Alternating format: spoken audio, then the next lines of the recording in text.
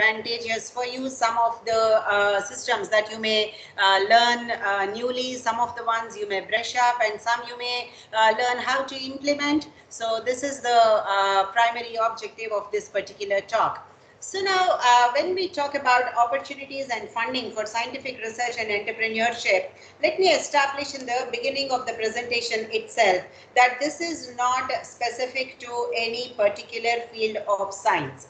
We are addressing all the scientific fields that are existing in India, and so that is why majority of the content which is of this presentation is for irrespective of your field it will apply, but nonetheless the orientation towards funding and entrepreneurship is majorly towards the sciences, whether it is life sciences or whether it is chemistry or artificial intelligence like informatics sciences or computer sciences. So because the research happens more in these areas, the funding opportunities and government initiatives are more streamlined to these particular areas. So don't think it as a bias, but think it as putting the money where it matters, because government also tries to put the money where it will get maximum amount of return. So the return can be in terms of publications, in terms of patents, in terms of industry liaisons, in terms of technology transfer. So there are multiple kind of takeaways which the government looks for in all of these funding systems. So let's go ahead with this particular lecture, funding opportunities and how as a country, India is faring about in this particular arena. Now, anytime when you measure how good or how bad a country's research funding is, it is always measured related to the GDP of the country. So the GDP, I think all of you understand, the gross domestic product of the country. So with respect to GDP, every country tries to allocate certain amount of funds towards particular picture that you are seeing. So the bar graph, which is in brick red color, that represents India. So this is a comparison between different South Asian countries, different countries, not only South Asia. You have got Australia and Italy and so on and so forth. So when you're comparing with different countries, India is basically spending less than 1% of its GDP towards research and development. So if I say less than 1%, it might sound to you as very less, and you might say that why India is not spending more than 1%. So let me tell you, so 1% in Indian perspective is not at all a meager amount. So it is something which caters to 70 billion annually, $70 billion annually. So we are talking about a huge amount of R&D funding which is coming from Government of India. Apart from the Government of India, which funds the research products, we also research projects or entrepreneurship initiatives. We also have private entrepreneurs and private funding agencies which also fund developmental activities and research in India. So now what we are seeing here is, Indian research institutions, they have improved globally in their ranking, in their research ranking. So over the years, we have moved ahead in our global presence in terms of research, and many premier institutions in India, they rank high in the global research. So in fact, India is amongst the top 10 nations in Asia for its research contributions. So that is something which is a very good number, I should say. Now, when we go about,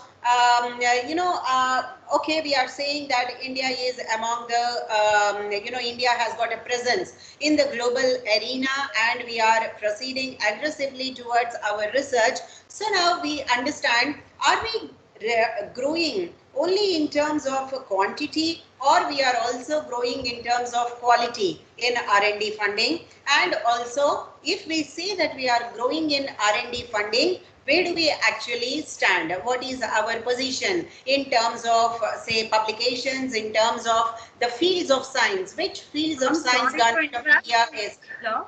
Hello? Yes. I'm sorry to interrupt. The slide is not moving. It's still in the first slide. But on my screen it has moved. No, ma'am. No, madam, slides are not moving. Only Ma'am, it's still in the first slide. Slides are not moving. It is not slideshow also. Okay. On my system, I'm seeing screen show, and so let me just check once again. Slides are not moving. Okay. Let me do once again. Just hold on.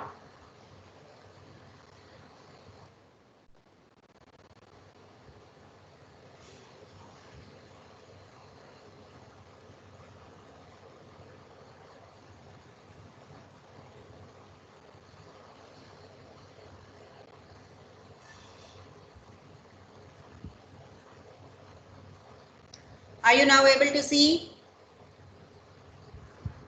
Are you now able to see the second slide? No, ma'am. Still in the first slide. Let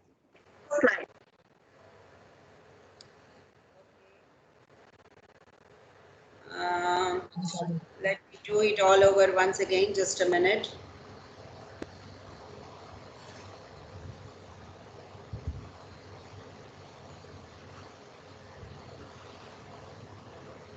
Is the slide access given to me or organizers? Because we have checked all the slides before the start of presentation. They were visible. Ma'am, you just stop this sharing option and then retry, ma'am. That will be better. Yeah, I did that. Okay, yeah, I did that.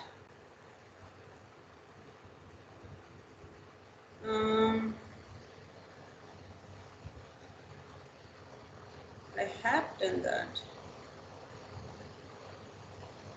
Just a minute.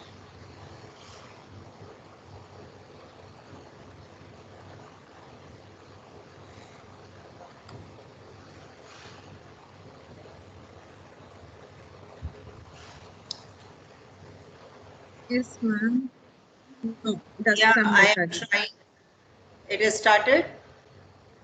No. No, ma'am, no. Not it. Okay. I'm going back once again and I'm trying to restart.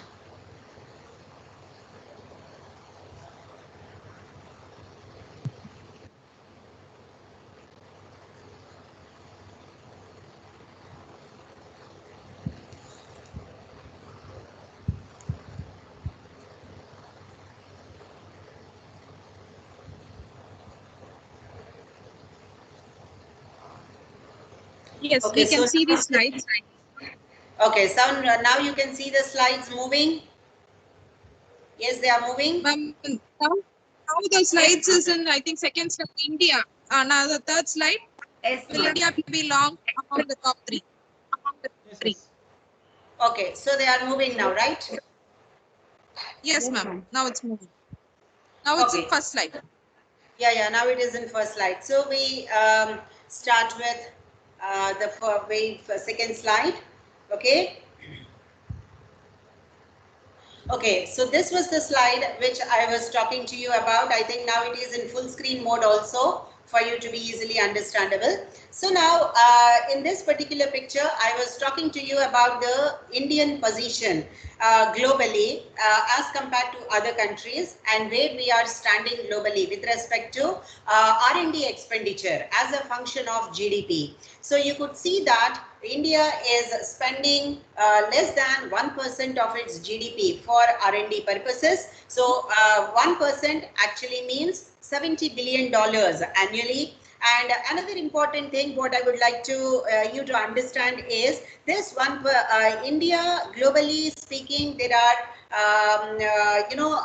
IITs and other premier institutions in India have garnered a global position so that they are respected and they are amongst the world's top 10 rankers all across the globe. Now coming to the next question that we are speaking. Now if India is growing and we say that India is growing in the sphere of R&D, how do we measure it? So do we have any qualitative measure or do we have any quantitative scale which is going to measure the R&D impact of India globally? And also within India, when we are spending so much amount of money, what are the fields primarily where we are allocating the money? So this is what this particular slide is telling you. So what you are seeing in this particular graph is India's share of global population is 70%, 17%. Out of that, we have researchers as a 2%. So with 2% of researchers, if we are producing 4.4% of quality publications globally, so you could see that Indian researchers are doing tremendously well. So this is something which is of a mark for the Indian scientific vigor. Another thing which I would like to say is, if we are publishing, so what are all the fields in which India is very strong? Like as I have been mentioning to you before also, biochemistry and molecular biology. So the life sciences is one area which India is very strong, and another area is neurological sciences. Neurosciences is also another area where India has got major presence, followed by you have got geology, geological sciences, and then you have got mathematics, then you have got physics and other fields of science. So which tells you that India is having a very respectable position in terms of publications. Now in this particular picture, what you are seeing is as a function of people. Now where we are standing with respect to the R&D expenditure. So in this particular picture, India is not on the top, but still yes, it is amongst the first top 15 rankings globally. So we are below China, so we are but then not far below. We are very close to China and we are very strong contenders, and you know, that is why we say that will India be amongst the top 3 nations in scientific output by 2030? Because why we say that is the current growth rate in India for R&D and publications is 14%. That is a very, very high percentage. You might say, ma'am, how can 14% be high? Because even a pass percentage for student is 30%. So how you are saying 14 is high?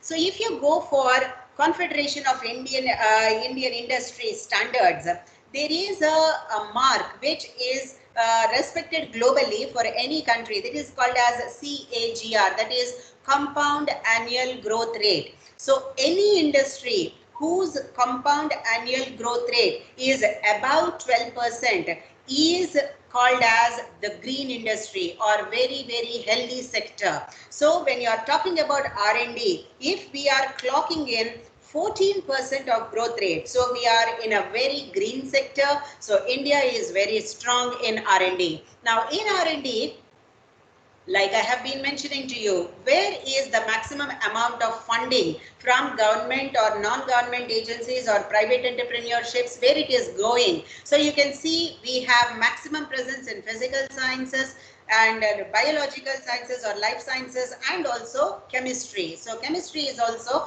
including your geology. So those are the major areas where Indian funding is going ahead. Now, so another thing, you know, what I would like to ask you, anybody who has the answer can unmute yourselves and answer me. Okay, this is India position. Now, if I ask you globally, which country you think is the topmost in terms of its research presence? The maximum amount of research happens in which country as a function of its population, which is at the top? USA. Can unmute. USA. Yes? China. Israel. Hello? China? China, no. USA. Israel. USA. USA, no. USA. USA, no. No, Israel. not USA. Somebody said Israel. Israel. Somebody said Israel. Yes, ma'am.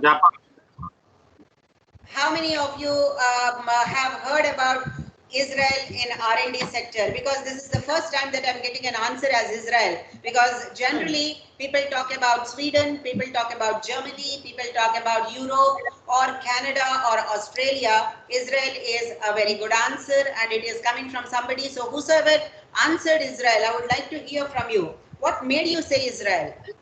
Ma'am, there are so many patents and so many fields of investments in Israel. That's why I said Israel. Okay, anybody else?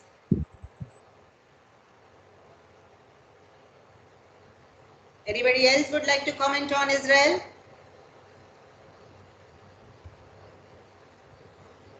Okay, let me go ahead with the presentation. So Israel is a very interesting scenario because most of the time when you see the common news or the media, generally Israel is referred not in terms of science and technology. When we hear about Israel or Tel Aviv, we hear about some extremist activities most often than science and technology. But the reality is, if you talk about as a function of population, which country has got maximum number of professionally educated population? So the country is Israel.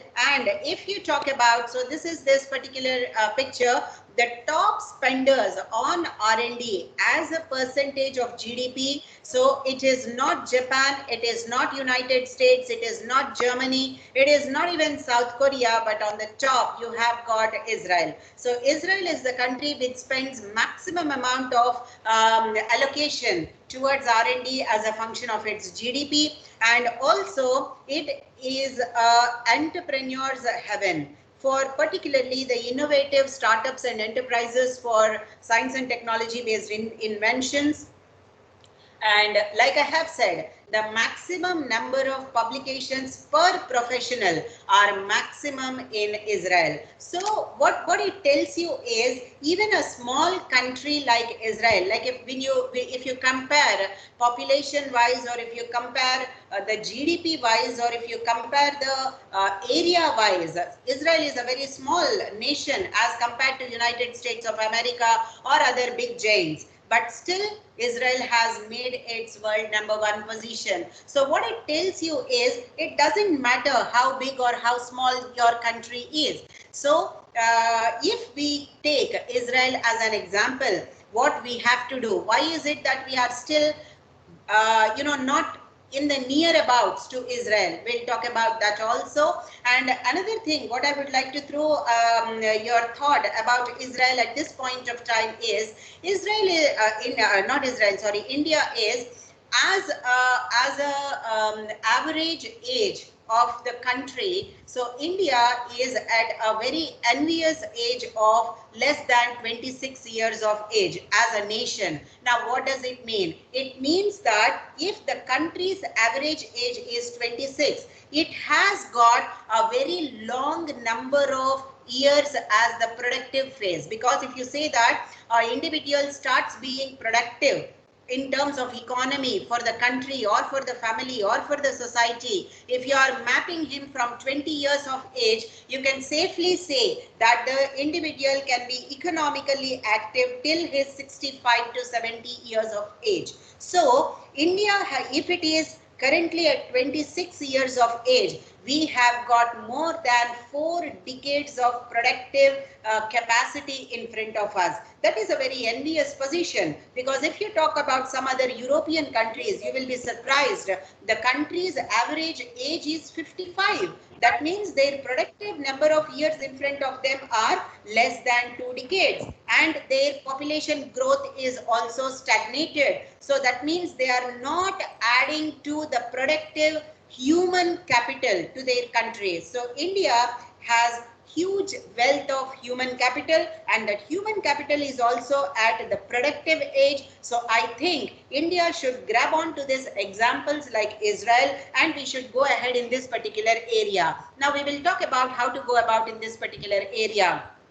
So if we have to have an accelerated growth in Indian R&D, now what we should be doing? Now, if you see in this particular picture, what you are seeing over the decade, 2004 compared 2004 to 2014, we have increased our allocation of R&D funding by 3.5 times, but still that is not enough, because like you have seen in my earlier graph, we are less than 1% in R&D expenditure. So what we should aim for, we should go for at least 2% of Indian GDP should be allocated for R&D development. So what do? We have to have increased allocations from budget. We should not stagnate the growth graph. We have to have more investments coming to India from private sector. Also, we should encourage research funding into private sector, which is the strength in countries like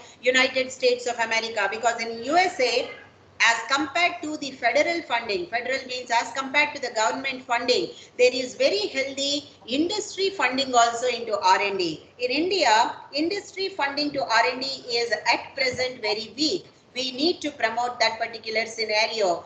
And what we should do, we should also make the funding state-centric. We should not always be depending upon the central funds or the central government funds for R&D. The states also should proactively come into this funding scenario, and then they should be going ahead with funding or fueling the Indian R&D. So now we understand what India should be doing. Now let us come into what India is actually doing. Now, what are the options that India is having with itself? What are the what are the kinds of funds which India is giving in the R&D sector, and how healthy these particular funds are. So now let us look into these systems. Now, when you talk about Indian R&D funding, now basically the funds which India gives is into multiple sectors. So depending upon which all places this funding is going. So India basically goes into funds, scientists, researchers in public and private sector units, R&D institutions. They fund the government of India or the private entrepreneurs. They fund the faculty, academicians, researchers in public and private universities. That is where major amount of funding goes to. It goes to individual researchers. It goes to unemployed women, because government of India has got specific funds for exclusively for women, both in research and also in entrepreneurship. And also there are sizable number of funds for non-government agencies, business houses and industry. Business houses means, the private industries can also collaborate with Indian universities, and then they can get scientific funding. So government of India supports this kind of funding also. So basically, India does a targeted scientific funding. So if we see the major 3 points about the targeted scientific India funding, now what is the vision of India? The vision of India says that India would like to position science and technology as the fulcrum. So the fulcrum is basically the turning point or the moving point for social and economic change. So we want that the development in India should be driven by science and technology. So that is the vision of government of India. The Science and Technology Ministry is continuously working towards it. So now what do we do to achieve this particular vision? So we strongly support R&D infrastructure. So R&D infrastructure support, for R&D infrastructure support, we have got multiple programs in India. So some of the programs now which you are seeing here, so you are seeing FIST program, so Fund for Improvement of Science and Technology. SIFE is if your industry would like to want, or if your university would like to want funds for purchasing high-end equipment like a confocal microscope or a sequencer. So such kind of expenditures, they run into crores of rupees. So government of India supports it under the name of the scheme, which is called as SIPES, Now, if you want, the universities should turn into, centers of excellence. So there is a specific fund which India provides, Government of India provides under the name PERS. So it is for promoting university research and also sophisticated analytical and technical help. What does it mean? Now, let us say you are a small university or a small college, so you cannot get multiple crores of funding from Government of India, but that should not stop you from doing high-end scientific research. So how will you do that? So to do that, Government of India has this funds under the name Sathi. Now what this Sathi does is, it will provide you funds so that you can go to those places where this equipment is available, and you can utilize Government of India funds for going there, paying for your sample analysis, for your data analysis. So R&D infrastructure specific funds are available from Government of India. Another thing what Government of India strongly believes is, it is not just enough that we grow within India, but we should be growing across the globe also. So for doing this, we require a kind of international collaborations. So Government of India strongly supports international scientific cooperation. So there are multiple programs, IFCPAR, IUS-STF, IGSTC, DAD. Personally speaking, I am a postdoctoral scientist with IFCPAR funding, where I have done my postdoctoral research in France, and I was a scientist on an exchange basis with USA under Indo-US Science and Technology Forum funding also, which tells you that these funds are available if you are enthusiastic, if you are keen, if you are applying on time, if you have got a focused proposal. It is not something which is beyond your reach. Every individual can have an access to these kind of funds for international presence. So this is for scientific, for promoting linkages in India and abroad. So now what kind of, the next question comes, okay, you say that funds are available. Now what kind of projects or activities are eligible for funding? So then that is an important thing that you should know, which kind of projects will get a funding. So either your project is basic scientific research, so you are doing for knowledge generation. That means, now let us take the example of cancer. Everybody knows about cancer. Now let us say somebody is studying the cancer biology to understand how the cancer is progressing over different stages. So that is a knowledge generation project. So there is fund for basic scientific research. Now let us say someone will say that, okay, rather than studying basic science, I will use the basic understanding that is available in the public domain on cancer, and I would like to go for a diagnostic tool.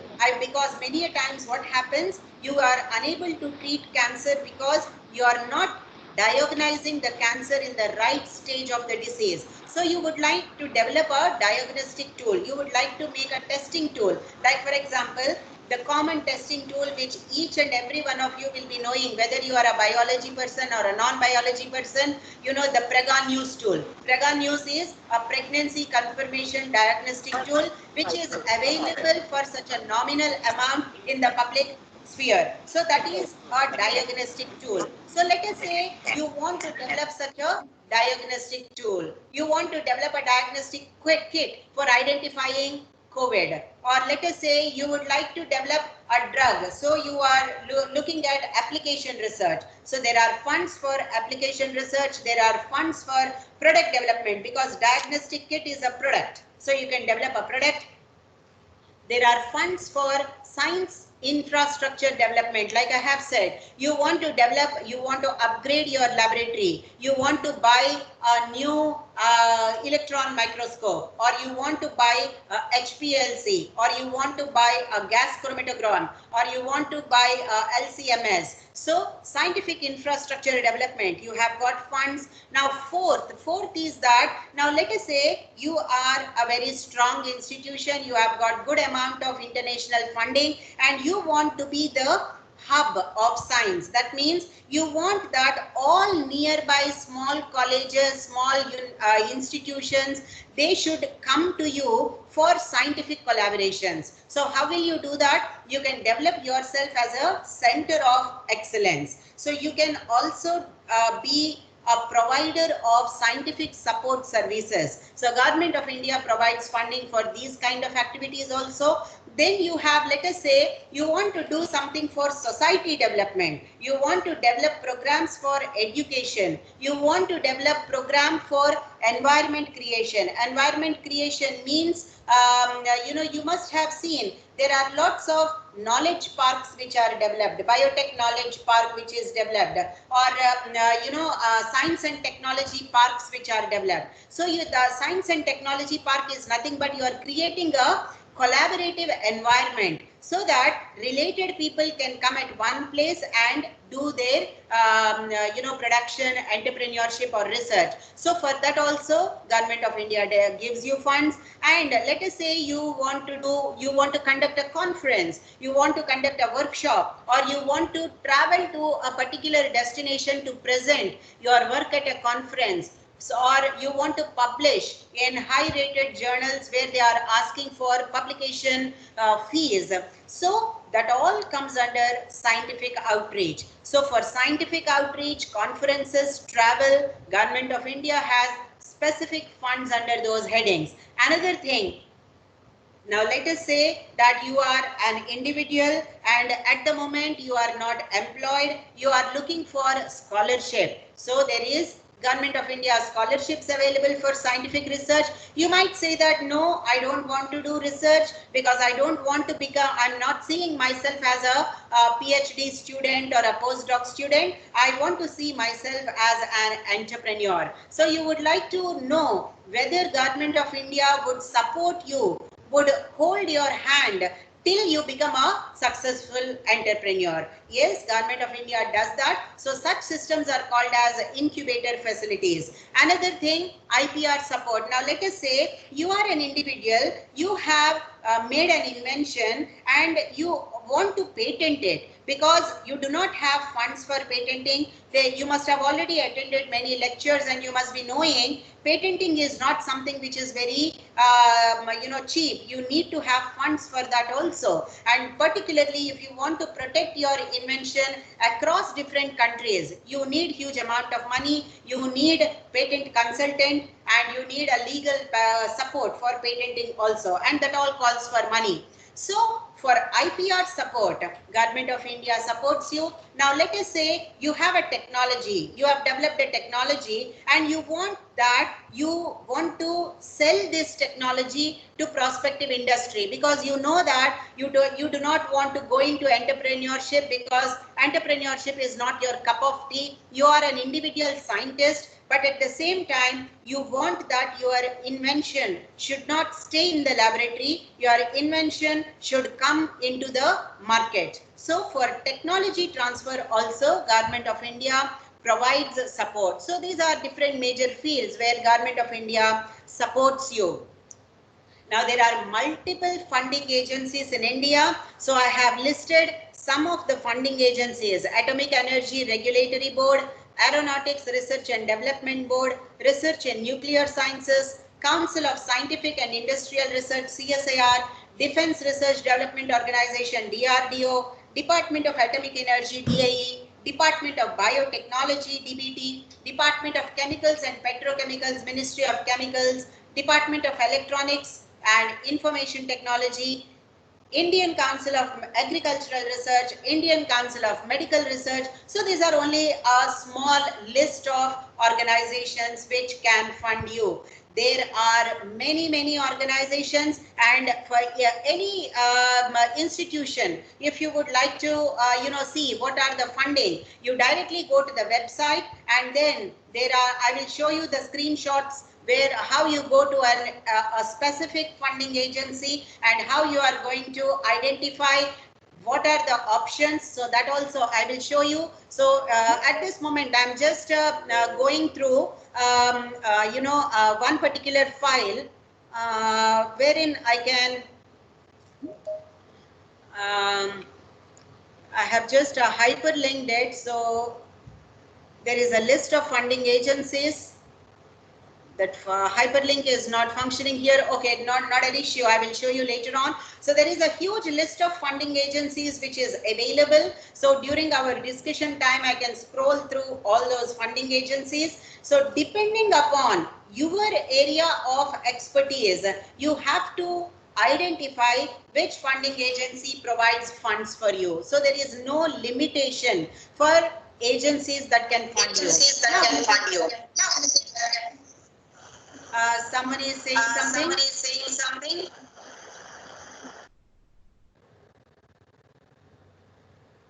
Okay, now I'm showing you a screenshot of one of the premier funding agencies, particularly Department of Biotechnology, particularly for researchers and science and technology. This is the place which is the very first stop for you to locate funding. So there are multiple autonomous institutes. What you are seeing here is a picture of multiple autonomous institutions which are associated with Department of Biotechnology, which strongly promote research. So this is the home page of Department of Biotechnology. Now in this home page, if you want to see what kind of funding programs Department of Biotechnology is having, I'll take you to that particular screenshot. So this is another site, a Department of Science and Technology. So DST and DBT, they are the topmost funding agencies in India. So DST caters for majority of the scientific fields, including social sciences, economic sciences, commerce, everything. So commerce, okay, you have got CIA and other agencies also, but DST is one big umbrella which caters to all fields of science, whereas DBT caters to life sciences, basically biological sciences. So these two are the premier funding agencies. Now let me take you to the screenshots. First, if you are looking at any funding agency, what you should understand is what are the thrust areas or focus areas of funding for any organization, for any agency at a given point of time.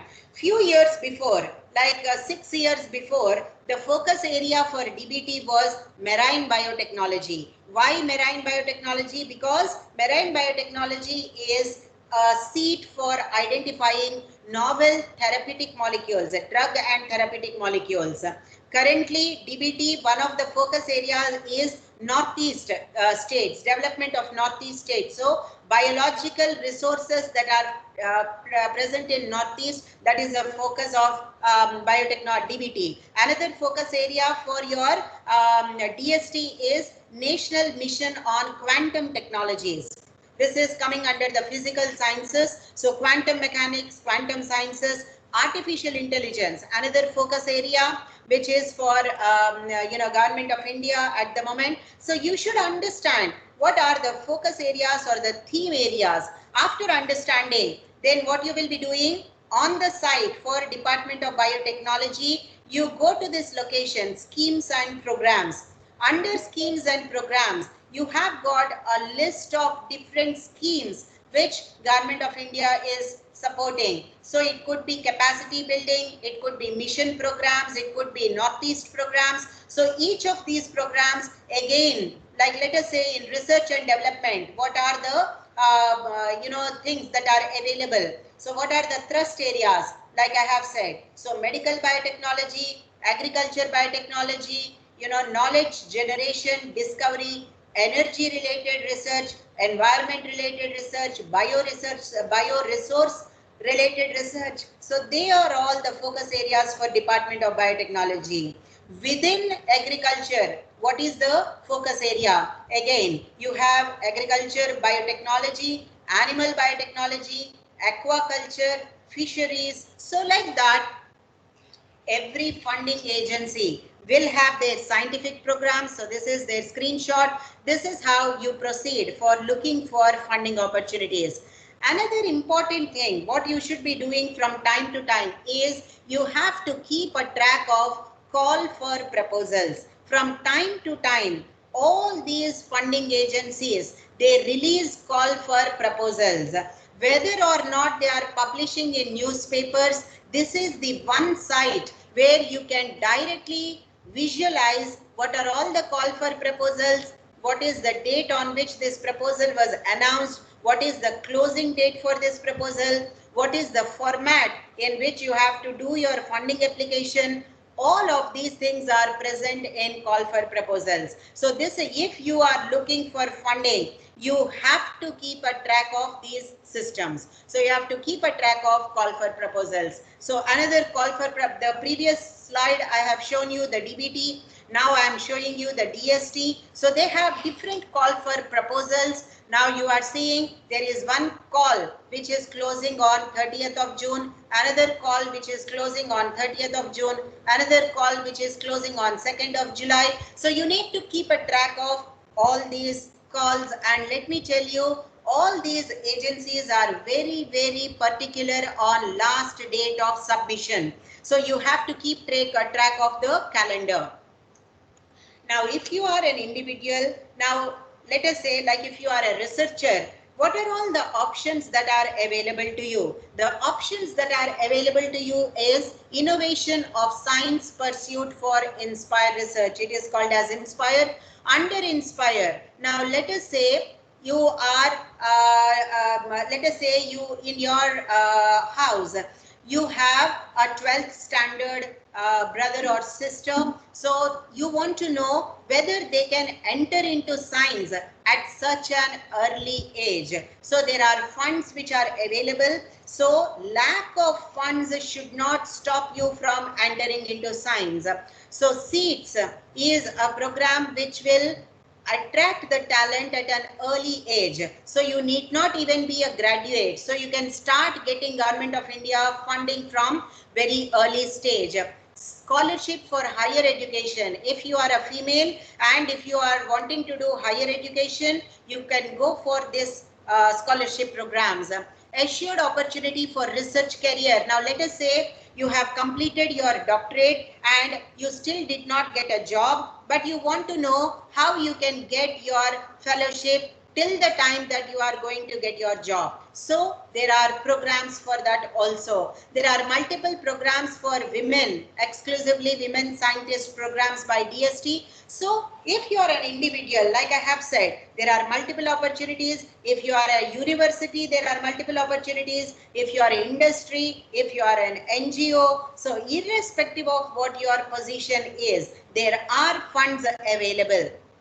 Now let us say now you know that, okay, you want to go into this area, you want to look for funding.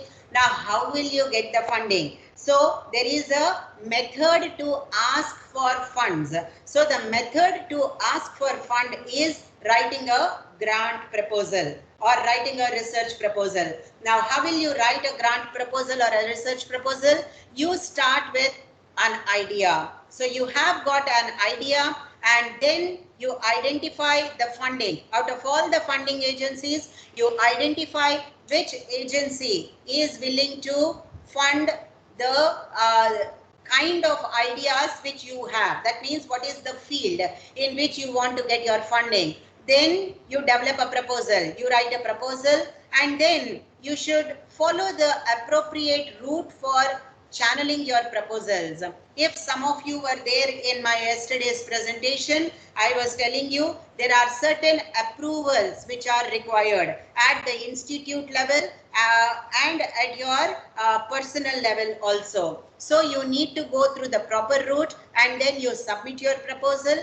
These days, majority of these funding agencies are accepting online publications. Previously, it is that you have to post it, you have to courier it. That used to be very costly because agencies used to ask for 10 copies, 20 copies of the proposal in a bounded manner, and you post them. So that used to come to very costly propositions, something a few thousands of rupees. But these days everything is online. Then you will, when once you receive the award of the grant, then periodically you have to report how you are spending your money to the granting agency. That is very, very important. If you are not reporting your expenditure, the possibility that you might get your next grant will become difficult. And then after that, finally you make your presentations and then you share your results with the outside domain. So this is your grant life cycle, and you repeat this grant life cycle as many number of times as you would want. So this is about the grants. So here I would want that before I'm proceeding to the next section of my topic, which is about startups and entrepreneurship. So I can take a break here, and here I can take your questions exclusively for research funding, please. You can unmute yourselves and ask the question. Ma'am, thank you very much for your wonderful presentation and information too. Yes, thank you.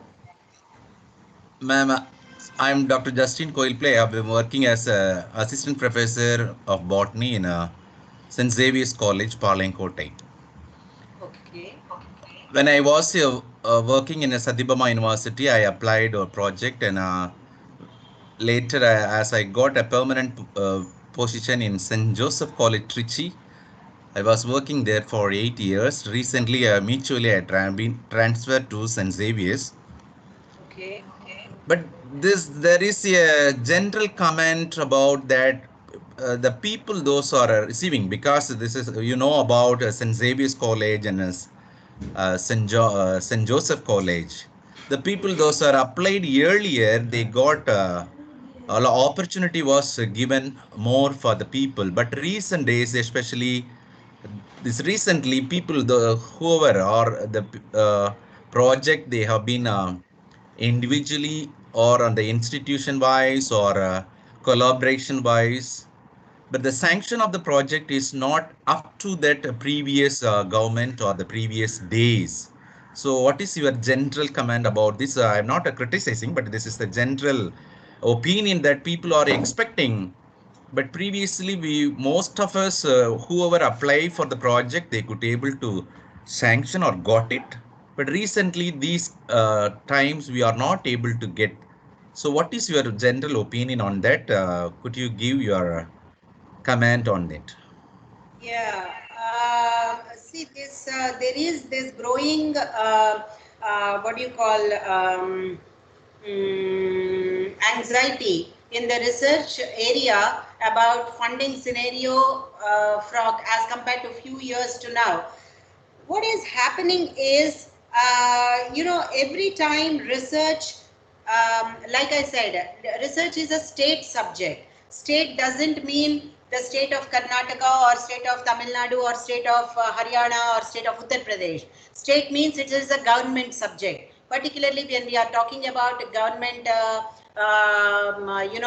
government involvement in funding.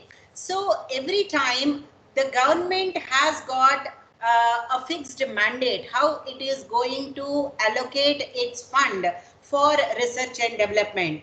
In the recent years, what is happening is government funds, they are moving towards startup entrepreneurship related research funding as compared to basic research funding. Previously, what used to happen was the funds available as a proportion from Government of India for basic research was more.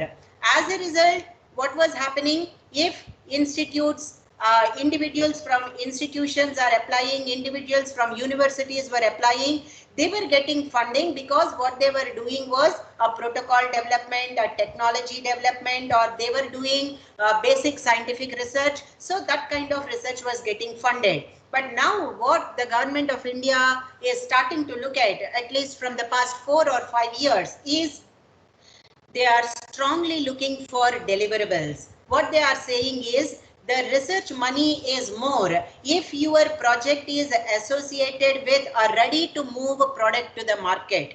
That means if you are associated with an industry, if you are associated with technology transfer, that means they are no longer interested in concept-based proposals. They are interested in product-based proposals where the reviewer or the funding agency can clearly see that, okay, you already did the basic work, you already have the proof of concept, you already have a technology. What you are just waiting is that the technology upscaling so that the industry will pick up your project. You already have got a very good scope for a patent which can develop into a project. So presently the emphasis of government is more towards product development or deliverables from a research project. So previously, if you are having publications from project, that was considered as good enough. But now government is not satisfied with just publications. They want the proposal. When the proposal, you are giving the proposal, they want to see whether your proposal promises IPR, whether it promises technology transfer, whether it has linkages with industry, whether it is producing a product which has got a market or a future. So that is why you are seeing this kind of a gap. But overall, there is nothing like research funding is decreased, but research is now, funding is more towards this orientation. So I think I have addressed your question. Thank you so much for your wonderful explanation, ma'am. And one more question is, as you have pointed out that nowadays people or the projects have been focused towards northeast states regarding the resources. One of the sectors, not all. Yeah. Let us say if the government of India has got 10 schemes, out of 10 schemes, one scheme is for Northeast. Okay. But at the same time, we are also the people, those who are from South India, especially the resources like Western Ghats belt, it starts from Of course. See, like I have said, Northeast is only one program. Yeah. Yeah, not all. Thank you so much, ma'am. Even in the Northeast, government is open for you to collaborate with Northeast. Now, let us say there is a Northeast, biodiversity area, and you have your Western Ghats. You can have a collaborative project comparing your Western Ghat biodiversity with Northeastern diversity. So that qualifies for funding. Sure, ma'am. Because when I was a research scholar, I was working in a project sanctioned by DPT only. So as a student, as a research scholar, I was working in the project only conservation of tree species which are endemic to Tirunelveli Hills. So I was interested, but still because of that thirst or strive, I have been striving, but I'm not able to get the project. I was disappointed. That's what. You have my email ID. It's already projected in the presentation first slide. You can write to me. We can talk beyond this later on. You can email me. Sure, ma'am. Because I have been attending your lectures for third time. You have been giving more information on research. We are very much satisfied. You are kind enough and fortunate to listen such a eminent personality. Thank you so much for your wonderful. I'm not that eminent. There are many people who are far ahead of me. It is just that, whatever I can be of utility. Yeah, thank you. Yeah. Hello. Next question, please. Hello. Yes. Hello. Madam, my name is Shankar. Madam, actually, I have one question regarding the funding. My research area actually in biomaterials. Presently, I'm working on biomaterials. So, biomaterials and biomechanics of the human joints. So, to which department I should actually apply for projects? Biotechnology or DST? Biomaterials, there are multiples. Like I have said, you have got Ayush, you have got National Medical Plants Board, you have got DST, and you have got ICMR, you have DRDO. Multiple institutions, they fund biomaterials. But where there is a chance of getting the project, because biomaterials to prepare the actual product I am preparing for the human joints. So for that, actually, is it advisable to apply for biotechnology department or science technology? What I suggest to you is rather than making an open proposal, if you submit the proposal against a call for proposal is like an advertisement. So that is a more focused way of submitting your proposal. So I have shown you the screenshots. Go through the call for proposals, and in the call for proposals, they will give you the thrust areas at that point of time. So make a match between your area and call for proposal. So if you make a focused application, the chances of funding will increase.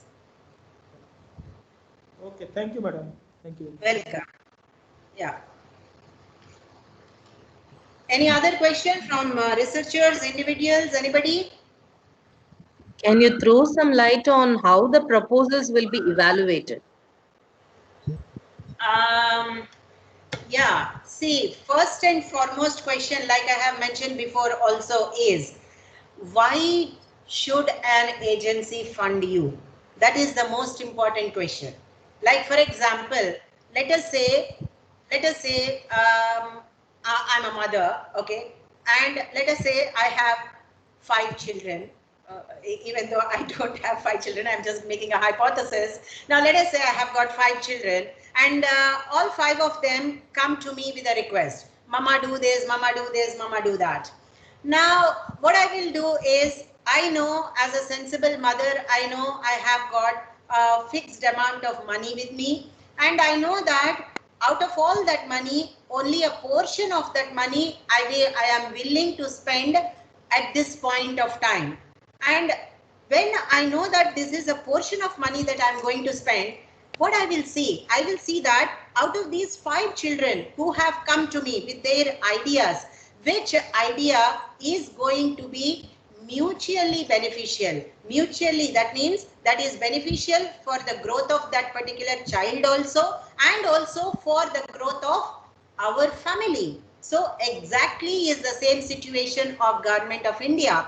When all of us approach with our proposals, what Government of India is going to look at is, out of this 100 proposals, which of these proposals matches to the vision of Government of India, to the mission of Government of India, to the focus research area of Government of India, which of these proposal is going to be successful in knowledge generation, which of these proposals is going to give a product to Government of India, so that if Government of India today is giving you 20 lakhs, tomorrow there is a scope for a return upon investment to Government of India in terms of economy, in terms of market, in terms of industry, in terms of human capital generation. Human capital generation means maybe you are not making a product, but you are training a PhD scholar, and that PhD scholar tomorrow is going to be an employable candidate for the industry, and there the industry is going to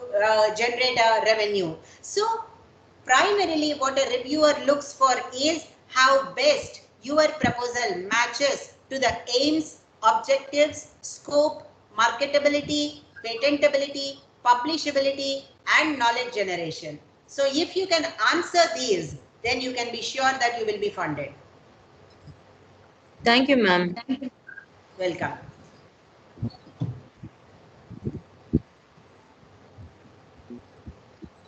Anybody else? Any other question? And one more thing which I would like to tell you, and I have no scruples to tell you this, is scientific funding in India even today is a very unbiased and open forum. If you are thinking that you require a recommendation, you require a push and pull, you require somebody to say something about you in the funding agency, let me tell you, that is not the case always. Because you can be confident as an individual you approach, as an individual from working in an institution you approach, if your project has merit, you can be assured that your project will be funded. Don't think that I don't have a big daddy, I am not coming from a very premier institution, I don't have somebody to recommend. Don't worry, because all of us have started as individuals only.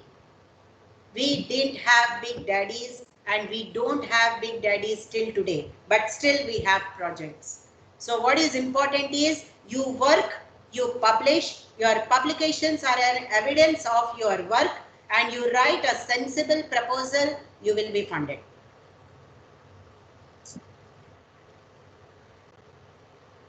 One participant had raised the hand, but I think he couldn't speak. Maftun, Mr. Maftun, are you here?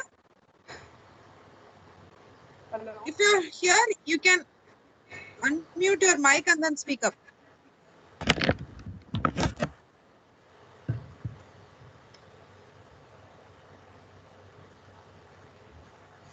Hello. I can't hear you. Hello. Yes. Yes. Good afternoon, ma'am. Ma'am, I'm Jyoti Rawat from Kumar University, Nainital. Ma'am, I want to know, ma'am, can you suggest me the funding agency who are giving funds to attend the conference in foreign countries? And what is the criteria for that? See, all these agencies which I have told you, whether it is DBT, DST, ICMR, Ayush, all of them fund travel. DAT, Germany Fellowship, there is a travel section. Like when you are going to, I have shown you the screenshot. I will show you once again the screenshot. So you have got the schemes and programs over here. So in schemes and programs, you go to these special programs. So in the special programs, you will know that there is option for funding. Each and every organization has funds. All of these agencies fund travel. Okay, ma'am. Thank you so much. Yeah. Ma'am, is there any special grant for students travel, ma'am? See, these agencies don't differentiate whether you are a student or a professor or a faculty. You just need to have your, you need to be, it is just not that, okay, I would like to go on excursion, please give me money. So it is like your purpose have to be justifiable. You need to have a paper to present, your paper has to be of quality, your paper should be accepted by the conference agency. You know, these are all the criteria. If you go to those sites, you will see there is a very proper application. So you have to apply, and if you are fulfilling all of those criteria, they will fund. So it is irrespective whether you are, I'll tell you as an example, there are situations when a student, a research scholar, a professor applies for funding to one agency for attending a conference. The same agency, there are instances where the student gets the fund and professor don't get the fund. So it depends upon how careful you are in making your application. If you think that, okay, I'm a professor, I don't need to write, fulfill every criteria, I will make a casual application, you will not be funded. So you have to follow the protocols of these funding agencies, and it is immaterial who, whether you are, stage 1 career, stage 2 professional, very experienced, immaterial.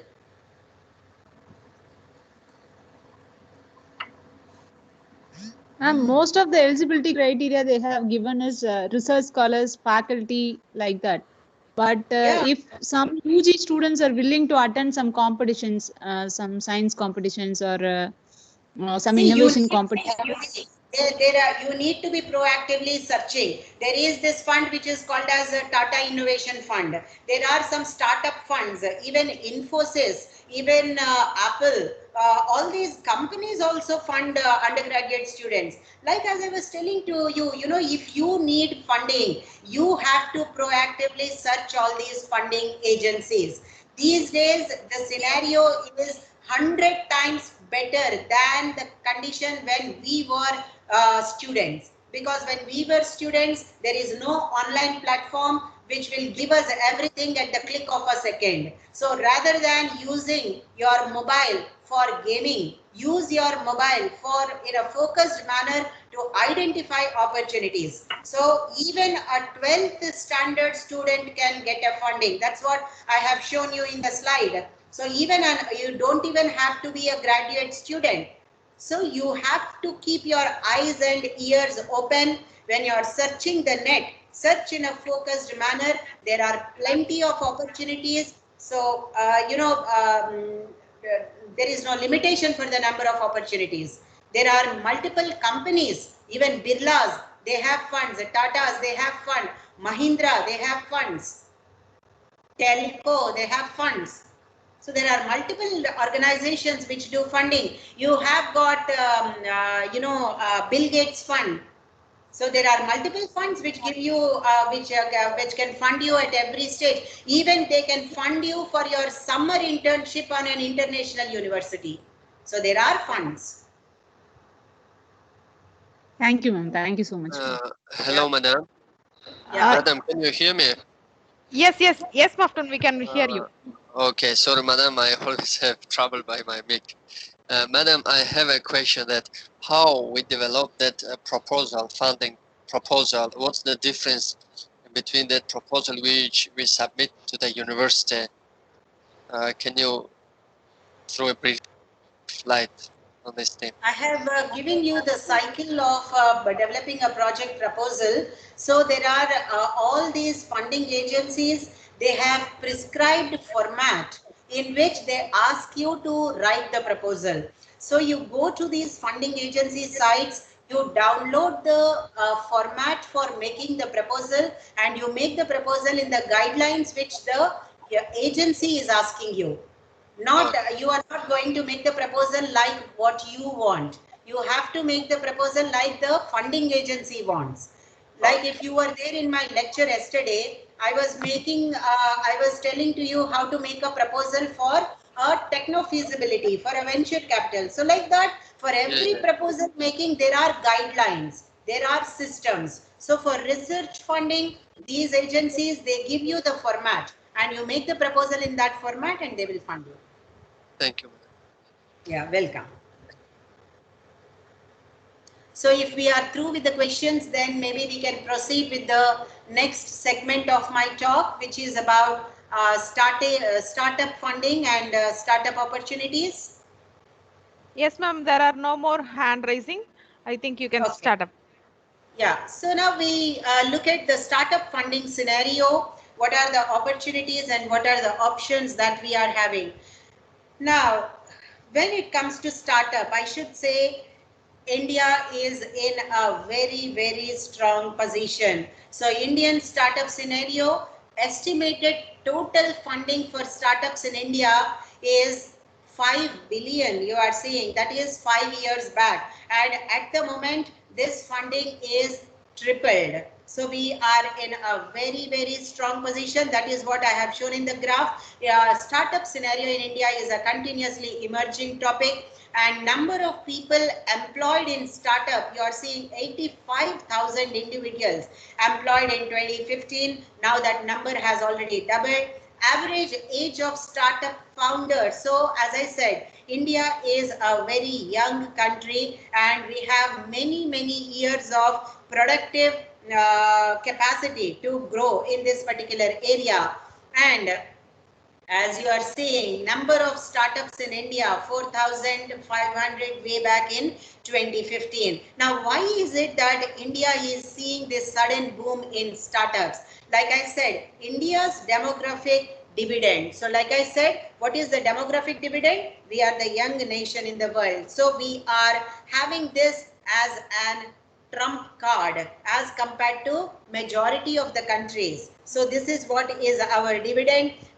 Infrastructure gives rise to opportunity, change in job preferences. Nowadays, the youth of India is no longer looking for, a kind of a stagnant job. They want challenging job opportunities. So they are ready to work, they are ready to innovate. And increased M&A. M&A is mergers and acquisitions. That means if you can develop a startup, there are huge number of opportunities, like multinational companies are willing to take up your startup to the next league. So there are top startup companies that are present. So I can show you that startups. I don't know whether this particular link is going to open. If it opens, I will show you.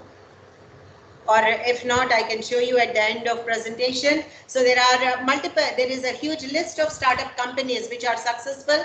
Now the question is, India innovation strategy. Now, why we are successful? As you are seeing in this particular picture, as compared to China, we have less number of patents. Still, if you see this particular picture, over the years, starting from 2008 to present, international investors have tremendously grown in India. Indian tech startups raised a record 14.5 billion US dollars in a single year. You can understand what is the strength of Indian scenario. Now this particular picture shows you the highest funded startups in India. All of these you must have heard: Swiggy, Oyo, Byju's.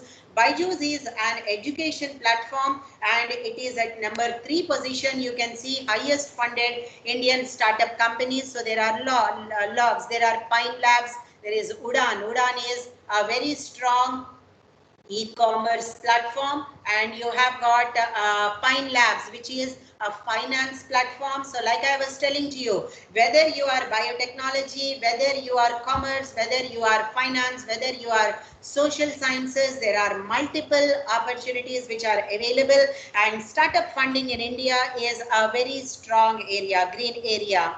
Now, who would fund your startup? Next question comes, okay, let us say you have got a startup idea, but you would like to know where the money is, who is going to give you the money. So majorly, personal savings and credit is still a very large resource which goes into the primary funding, because I will show you at a later stage what are all the different stages of a startup and when do you require which kind of funding. We will talk about that. But nonetheless, what are the different options you have? You have the options of personal savings and credit. You have friends and family who can support you. Then you have got venture capitalists. You have angel investors. You have banks. And then you have got crowdfunding. So these are all the different types of funding opportunities that can give you fund. Now these terms many a times you must have heard, venture capitalist and angel investors. There might be a doubt in your mind, what is the difference between an angel investor and a venture capitalist? Now angel investors, basically they are individuals with money, like Mahindra Mahindra, the CEO of Mahindra Mahindra, or the CEO of Wipro company, or the CEO of Infosys. So they are individuals. And if your funding requirement is under $1 million of investment, you can go for angel investors. If your requirement is more than $1 million, then you go for venture capitalists. Then you might say, ma'am, we have still not started our company, so how we can claim $1 million? Of course, you don't have to go to these venture capitalists and angel investors at stage 1. I will show you the different stages, at which stage whom you should approach for funding. We will talk about that at a later stage. So this is the picture. So depending upon where you are, if you were there in my presentation yesterday, we were talking about break even.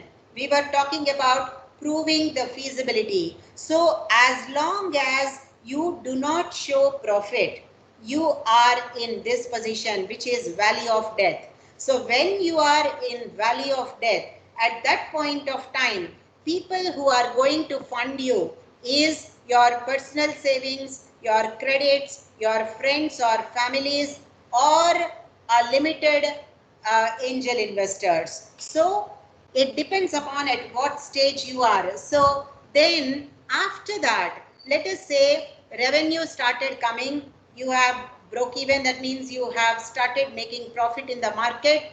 At that point of time, when you have made a proof of what you can do, at that point of time, you are entering into the early stage of your startup. So at this point of time, you can look for VC. VC is venture capitalist.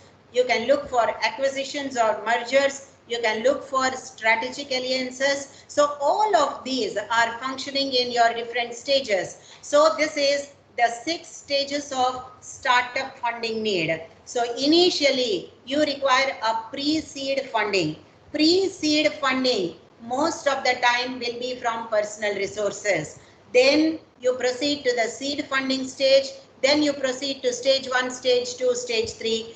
And when once you are successful, you go into the initial public offering. Public offering is you are investing people's money. You can invest people's money only when you can prove to the stakeholders that your stock has got a value in the market. So depending upon at what stage you are, you can get funds from multiple avenues.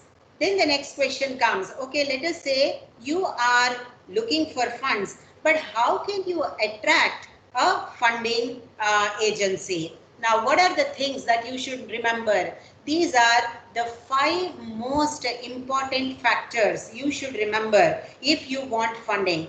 First and foremost, you have to capture dynamic market opportunity. That is why in my yesterday's lecture, I was telling you market research is very, very important. You should be able to identify whether you are going into a push market or a pull market. If you are going into a market where market is demanding your services, then the opportunities that you will be funded are going to be higher.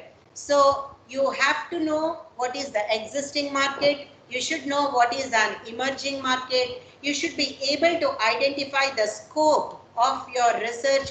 You should be identifying the future expansion possibility.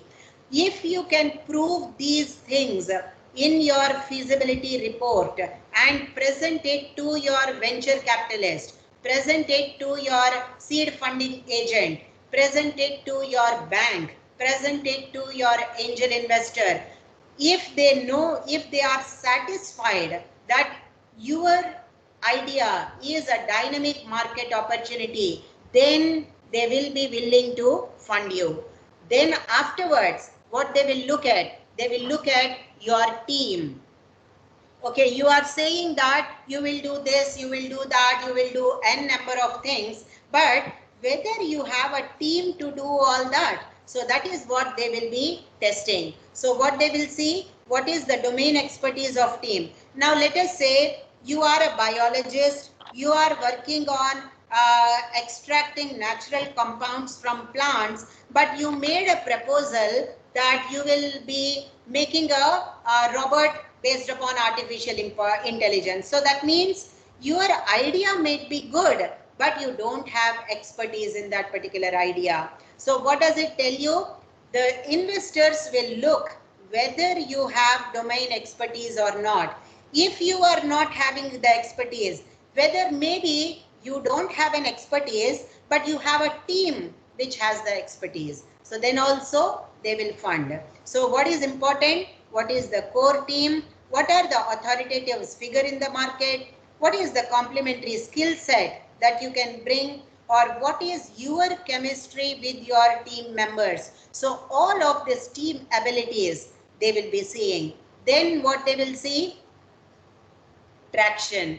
Traction means, like I said, somebody asked me a question, what is the possibility that my project will be funded? So I told you the project will be funded if there is a worth that your project can give a product, your project can give a technology, your product can give a patent. So that is what is called as traction. So the investor will see what is the traction for your proposal, whether you have an upper hand over the competitors in the market or whether your idea is still in the laboratory. If it is still in the laboratory, they may not be willing to put lot of money upon you. So you need to have a prototype product developed for you to go ahead. Then another thing, the fourth most important point, investor founder relevance. What does it mean? So it just means,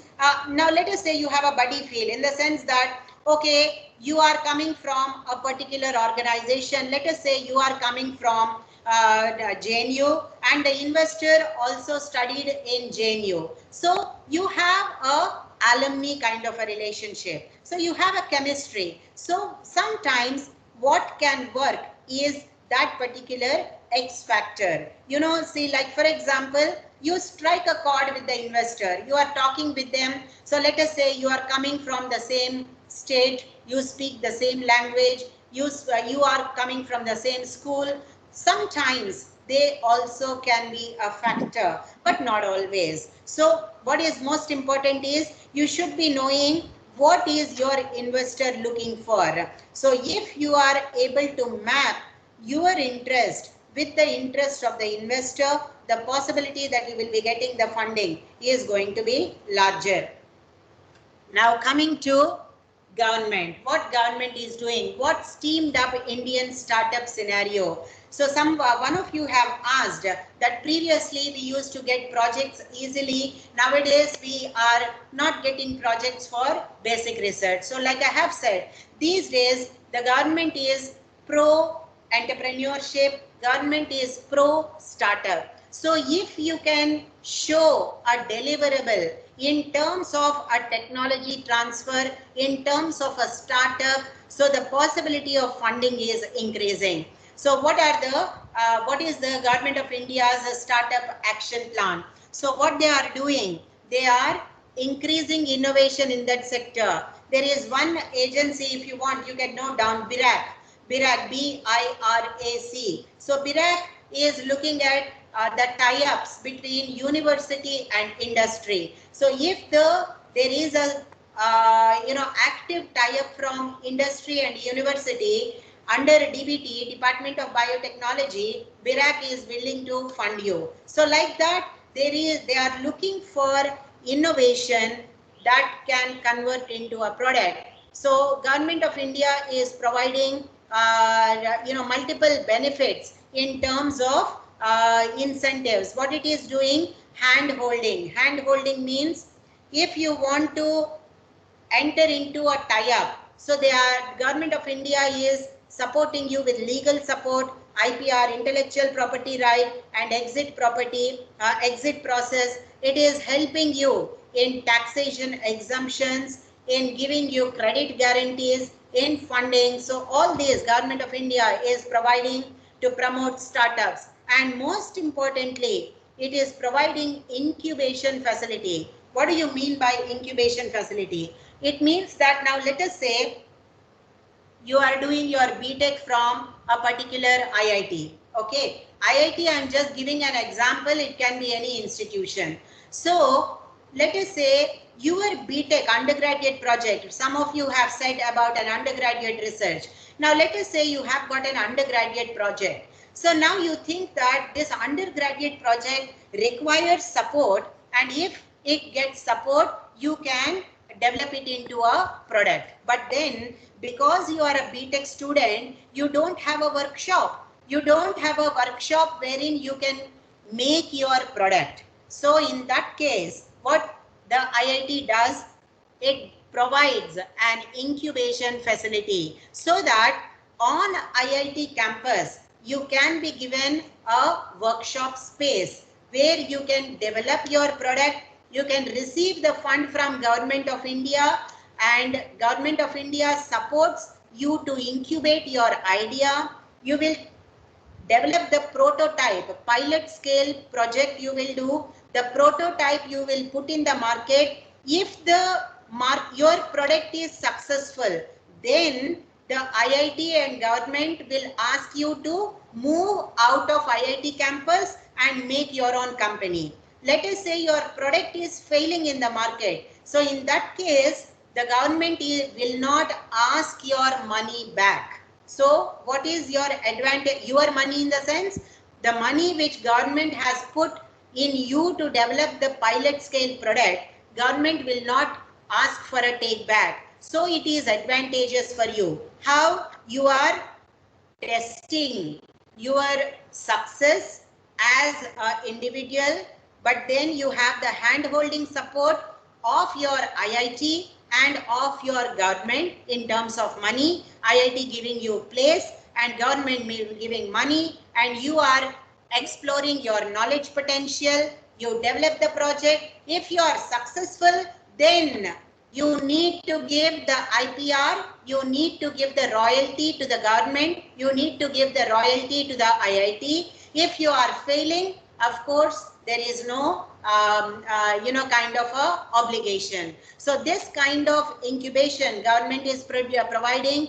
They are giving grants and they are conducting competitive startup events, competitions. And in these competitions, they are inviting private organizations to come and look at your project and power. So this is one example. We have got a trade fair. You all must have heard about it. Government of India supports it, Make in India concept. So they facilitate investment, they foster innovation, they protect intellectual property, they build infrastructure, they provide hand-holding for doing business, and they also connect you to the states, different state agriculture council, state commerce, state ministries to provide you land, to provide you legal support, to provide you infrastructure, and to provide you human capital so that you can make your startup. So these are all initiatives, Make in India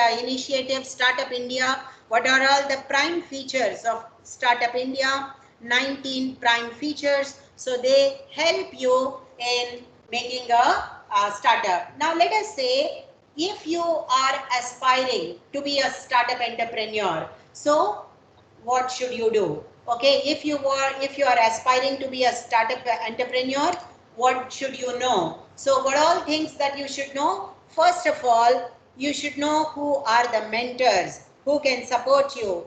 You should know what is the patentability. You should know what are the tax liabilities, and you should know about where you can put your product. What are the credit guarantees? What are the human capital job that you are looking at? How can you exit from a startup and develop into a full-fledged industry?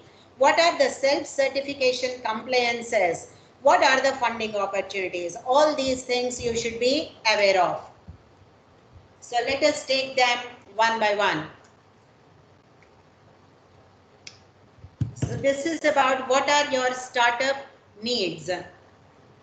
So the startup needs in terms of money, in terms of support. So like you are saying, you require cash, you require support, you require both. So how do you go about getting? So here, the best idea is to go for incubation. If you are in an organization, opt for incubation facility. If you are incubating, you are getting a period of say 6 months, 1 year, it depends.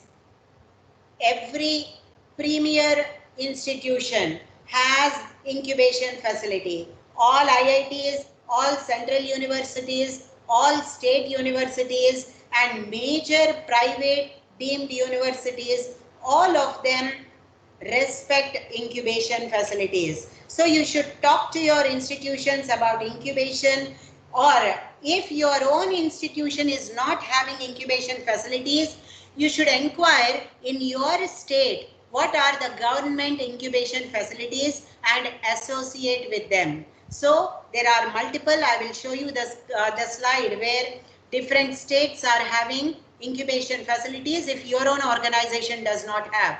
So what you should do, what is the benefit of going into incubation?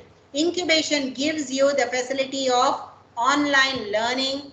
It will give you access to finance. It will give you professional support. That means if you are incubating in an IIT, the IIT professor will help you in terms of knowledge sharing. And then you can get, when you are incubating, you can connect with other entrepreneurs who are in that particular area.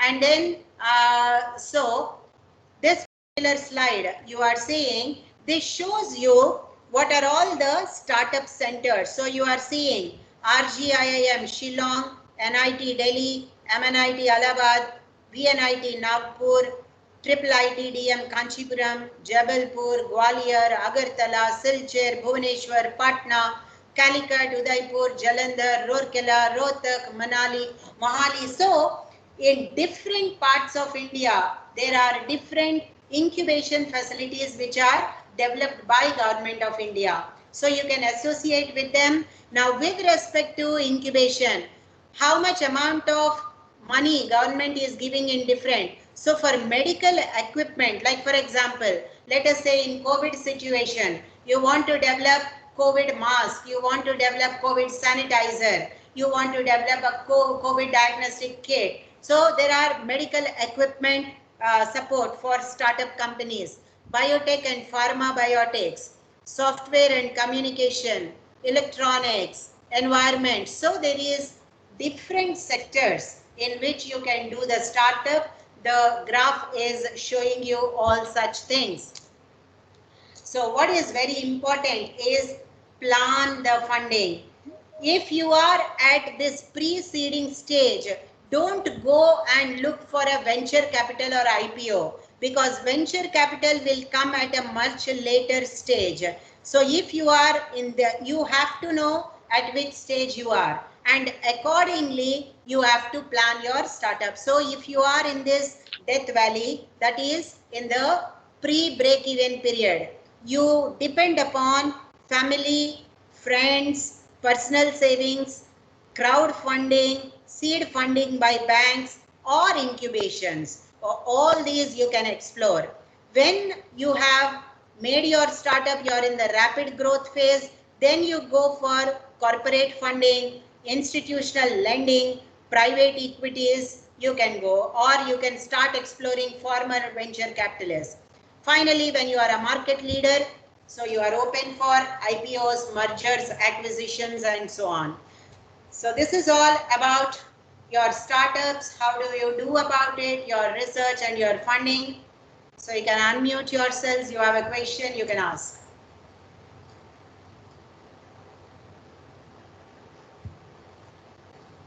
Participants, if you have any questions, you can ask.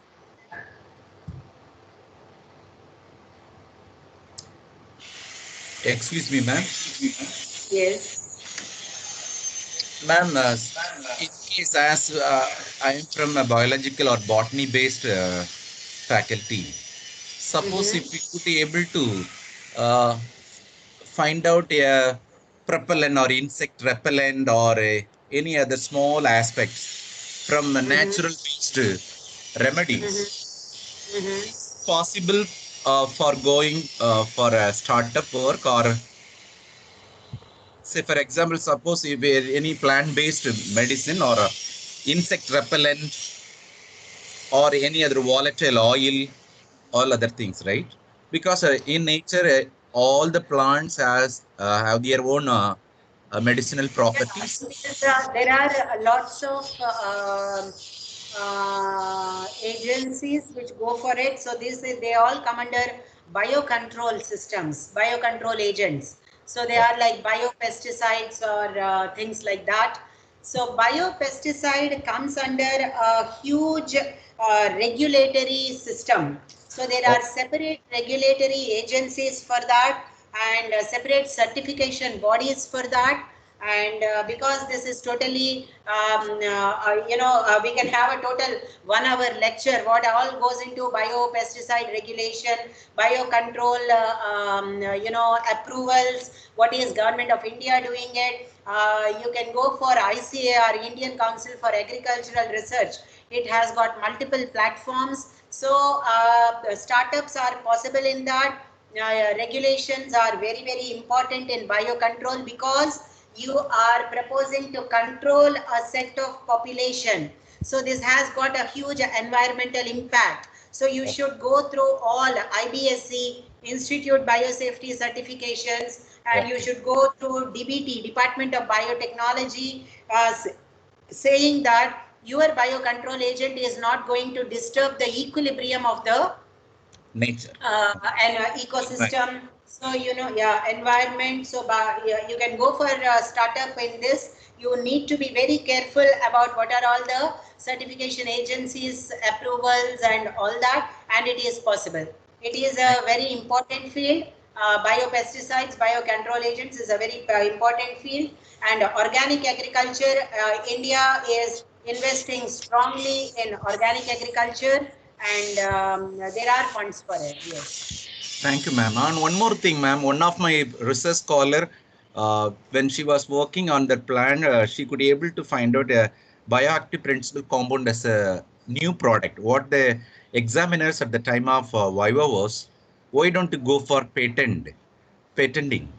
So in such a cases, can we go for instead of patent, or shall we go for because even patent also it's a complicated process. It's not just a simple thing by applying or the processing and the product patenting. So can you suggest, or could you give your suggestion? Suppose if the particular compound have been isolated or the new compound have been identified. So what is the yeah, I get your point. Basically, I think you all must have already listened to some talks about patenting, so you must have some idea. When once a particular work is published as a research thesis, and when publication is already done some 6 months before, 1 month, 1 year before, you can no longer patent it because the knowledge is already in the public domain. So what you can do is you can work for technology development and technology transfer. So technology transfer funds are available under DBT, DST, ICAR, all of this organization gives funds. INAC, which I was telling, that also gives fund. And there is another thing, BCIL, Biotech Consortium India Limited, BCIL. So Biotech Consortium India Limited, all of these, they have funds for how you can develop kind of a technology. Then you need to identify an industry, and you can talk about developing, bringing about a product. So that you can do. And there are funds available for it. Thank you so much, ma'am. Thank you very much. Yeah.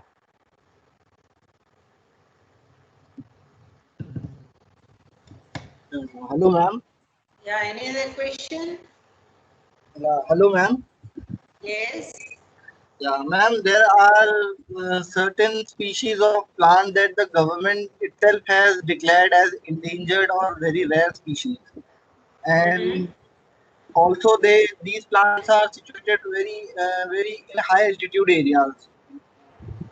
So possibly there are no very restrictions for their retrieval and for conservation or even for sales. And the government itself wants that people should be encouraged, that they should be encouraged to grow them in polyhouses. So what is your question? So I want to ask that how can we, what agency should I contact so that I could get permissions to take them or and cultivate them? No, multiple agencies are involved. There is a National Medical Plant Board. So there is a DSIR, Department of Scientific and Industrial Research. Certifications are required. There is CBD, Conservation Biodiversity. There is another one which is about sharing of biodiversity material, which comes under State Forestry Department. So you will have to go through the Ministry of Forestry site, State Forest Department site, and you should be talking up to the local forest department executives for permissions. So this is a long process. So this is not something that you go and you pick up a plant. So there is lots of systems are involved. but we will get guidelines from all these which I have said, NMPB, National Medical Plant Board, and DBT, and then CBD, then you have DSIR, which all I have said. All of these organizations, they have got guidelines, where to go, whom to approach, where to, and also state forest department. So you go to these sites and the information is available. You need to make an effort. It will take a good amount of R&D to identify the correct sources, but let me tell you, all these things exist and the permissions are possible. Okay, thank and you. Some of the agencies I have already told you. Thank you. Yeah, welcome.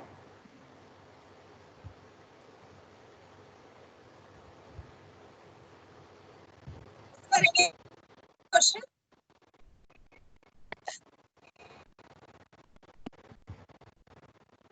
Excuse me, ma'am.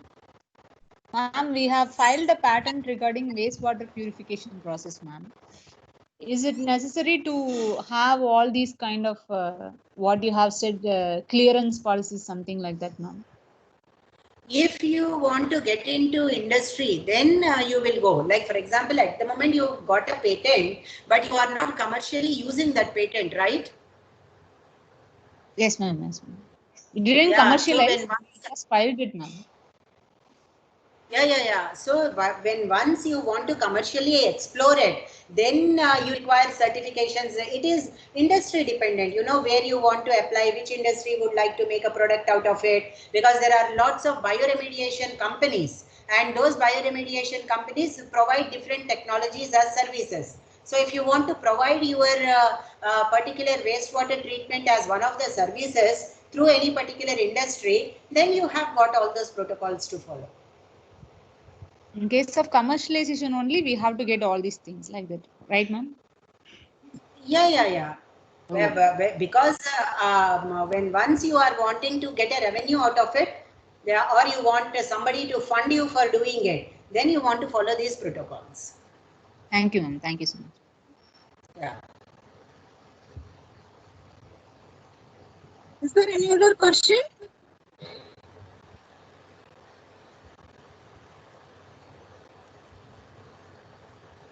No, ma'am, I couldn't see any rise of hands. I think we can wind up if that's the case. Okay, ma'am. Okay, thank you so much, ma'am. Thank you for being with us through this journey of this virtual course, and being one of the organizer in this program. My heartfelt thanks to Dr. Krishna Sundhari, ma'am. Thank you so much, ma'am, for being with us and enlightening us with your knowledge, whatever you shared with us. Thank you for sharing with us. Thank you. Thank you so much for your knowledge and enrichment, ma'am. Thank you. Thank you.